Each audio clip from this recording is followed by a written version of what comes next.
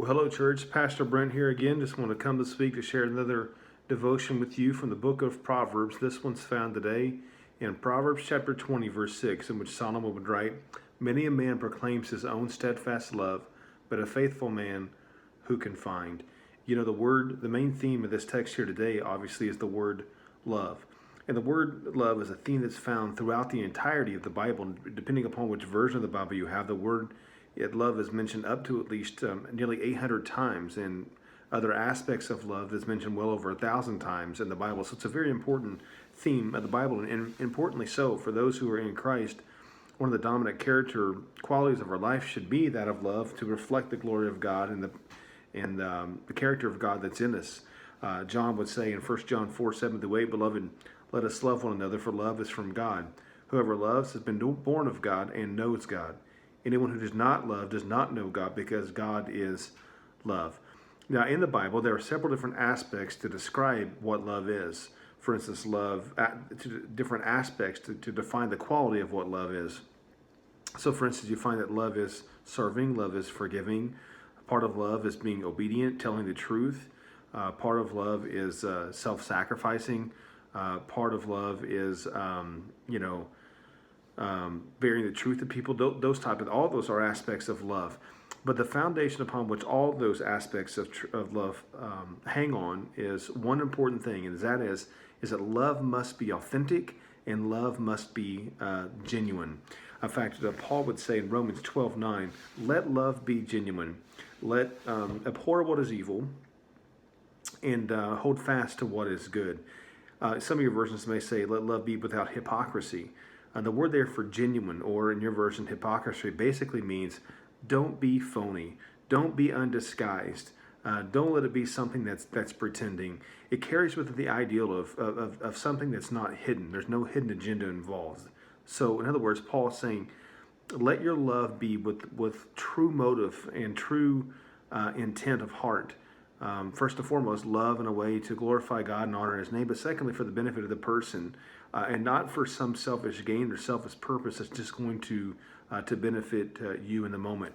Peter would speak of this kind of love being sincere and authentic when he would say in 1 Peter 1:22, "Having purified your souls by your obedience to the truth, for a sincere brotherly love, love one another earnestly from your heart."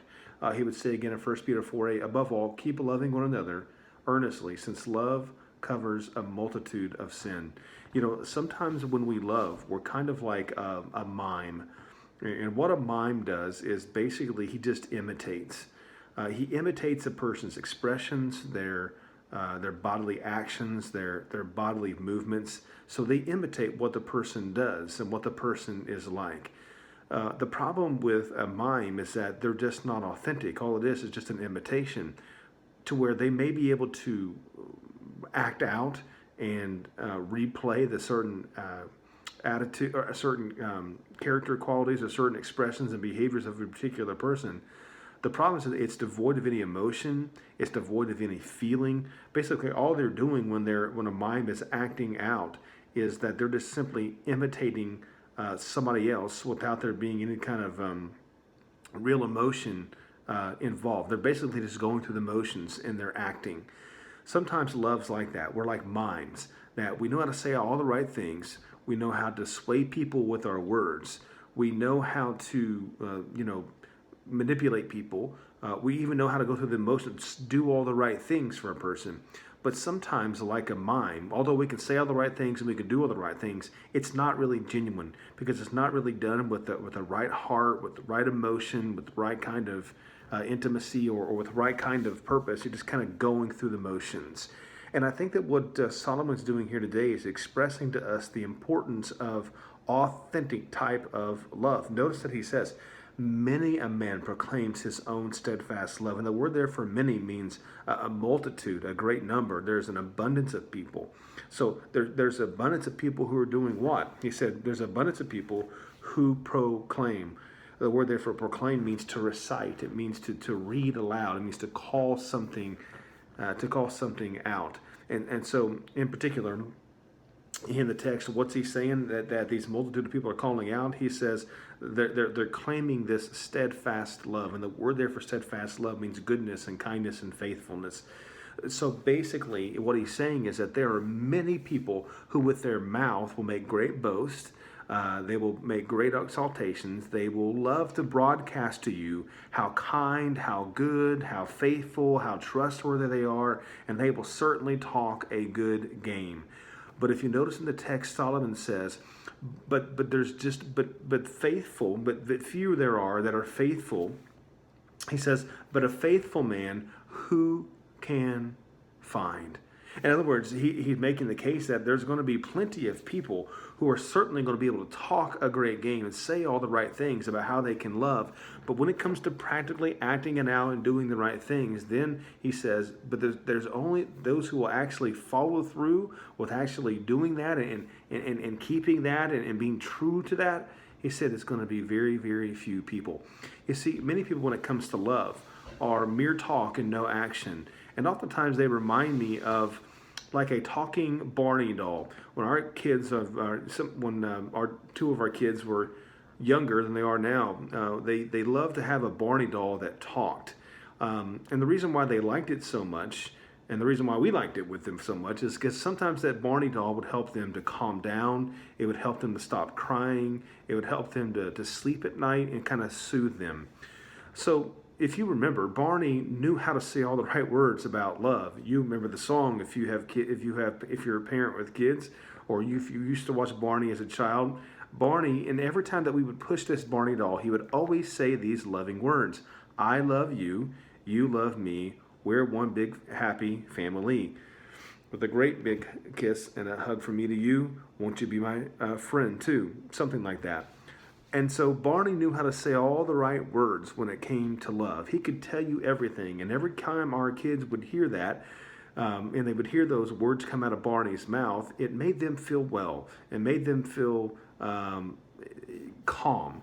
And so Barney knew how to say all the right words to calm those kids down. The problem with that is that all Barney could do was just talk. He couldn't act anything after that. He just went back into the toy chest again or went into the crib with the kids. All he did was just talk, but he would talk in such a way that it would soothe the kids and make them stop crying. And after that, since he was fake, he couldn't do nothing else. He couldn't act upon what he said, but he only spoke in such a way as to make the kids feel better. Sometimes that's the way people are, like Barney dolls. They know how to say all the right words just to simply make someone not mad at them no more, to calm people down, to soothe people over, and to just make people like them. But when it comes to actually acting out those words, they're as fake as what Barney was. They can say all the right things and make a great case for things, but in the end, they won't ever truly act it out. You see, for a person who just talks a great game about loving, but yet without doing it himself and acting it out, is what I call a love in a particular type of way. There's three particular type of ways that I call someone who says all the right things but then never really does it. First of all, that's called a theatrical type of love. That's kind of love that's more like a hypocritical type of love. A hypocrite is someone who plays the part of another. In the Greek culture, when someone would get onto a stage, they would oftentimes wear masks to hide their true identity, to fake someone out. And theatrical love is when you go into when you have an audience in front of you, maybe it's one person or a couple people, and you begin to make all these great claims and all these great boasts, but you have no intention of actually doing them, but you want to keep your audience, you want to wow your audience, and so you become a great orator with all kind of great orator skills of how you do all these great things and will do all these great things.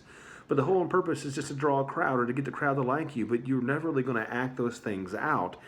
And so you're like an actor on a stage to any kind of audience who will listen. You'll make all these great boasts and you'll speak a great game, but then you'll never actually follow through with anything that you're saying. It's kind of like a theatrical type of love. This was the kind of love that Jesus would speak of the Pharisees in Matthew 23, 27 through 28. Woe to you, scribes and Pharisees, you hypocrites, for you are like whitewashed tombs, outwardly appear beautiful, but within you are full of dead bones, people's bones, and all uncleanliness. So you are also outwardly appear righteous to others, but you are full of hypocrisy and lawlessness. So there's someone who speaks the right things without doing the right things in regards to love, that's kind of a theatrical love. But then there's also, I also call that kind of love a political type of love. You know, when political candidates get up on stage, and we're in that season now, we're hearing it more, they make all these great boasts of all these incredible things that they're going to do. But it's not a real genuine type of truth. And they act as if they love the people that they're talking to, when the real reality they're speaking that way is they want to manipulate, they want to seduce, they want to in some ways con the people into believing that what they're saying is true when they really have no intention at all of doing anything upon which they say they're going to do. It's kind of like but they just want to get the vote of the people. Sometimes when people make these great boast claims of love without doing it, it's like a political type of love. You're like a politician to people. You say all these great things to them, but you only tell them what they want to hear, and all these things that you're going to do or think that you should do or you promise to do, but the reality is you won't ever do them. And that's kind of a political type of love that's just there to sway people over with words as a means to gain their favor, and hopefully that they will like you. Jesus would say of the Pharisees who were like this in Matthew 15:8, that these people honor me with their lips, but their heart is far from me. So there's a theatrical type of love, there's a political type of love, but then there's also what's a superficial type of love. And all these describe the kind of person who just talks about love but never does it. But a superficial type of love is the kind of love that seems like it's genuine, but there's an ulterior motive behind it, and that's to get pleasure, and that's to get some sort of satisfaction in using you to get it with their words. It's kind of like a superficial love. It's kind of like when a man goes to a bar saying all the right things and how in love he is with this woman, when the real intent of him saying those words is not because he cares anything about the woman. It's just that he wants to get her in bed with her. He wants to get in bed with her when he leaves the bar. So he says all the right things, but it's just superficial. Kind of like a car salesman sometimes. When you go to the lot, they seem genuine in the moment when they're trying to get you to buy their car and make a profit off you. But once the sale is made, and after that, and you see them in Walmart, they really don't care too much about you. It's just kind of a superficial love. They say all the right things, but there really truly is no actions to actually ever back it up. And so I hope that we can become people who don't just say the right things. It's not a theatrical type of love. It's not a political type of love. It's not a superficial love. It's a genuine love that expresses the reality of Christ, because God just didn't speak things about how he loved this. He displayed that. He displayed that by, first of all, giving us his son, Jesus Christ, to represent who he was, that we can see who he was, and then allowing his son to die and raise from the grave, the ultimate display of love, that we ourselves can be have hope and have a resurrection from the grave. But in this text, you will notice that Solomon says that a faithful person who can find, which basically means that it's a rarity. To find someone who's genuinely and who genuinely loves, not just with words, but also with their life and their actions, that's a rarity to find. That's something of value. And you know, whenever you find people look and they find things that are authentic and they see things that are genuine, that's such a rarity today that it makes people stop and see the glory of God in you when you actually live that way and you do those things. You know, when I was younger and I used to collect basketball cards, you know, there was always a thrill and excitement, never knowing what was in the pack. And most of the time it was a waste of money because you would just get regular cards. There really wasn't anything special. But then sometimes you would get cards that had more authenticity to them. They would have an autograph on them signed by a player. There would be a piece of the jersey in the card that was worn by the player, or sometimes it was a piece of the basketball that they used that was used by the player.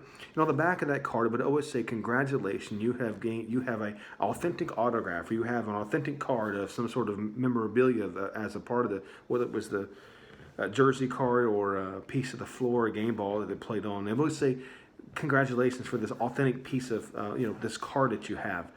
And it was always exciting to get that kind of card because most of the cards in the pack were just regular. It was just common. It was just routine. But when you got that card that was authentic, that jersey card, that autograph, that stood out. That was of value, and it brought great joy to receive that because it was so unique. In fact, many of those cards are so valuable to me. I still have some of those put away and tucked away in my closet somewhere. But it's interesting because on the back of a basketball pack of cards or baseball, football cards, you will always see that sometimes those cards that are genuine autographs or they are jersey cards, they will often tell you that on the back of the cards, the odds of getting those things are like 1 in 100 1 in 200, 1 in 300. In other words, authentic cards in a pack are rarities, and when you get them, there is great value.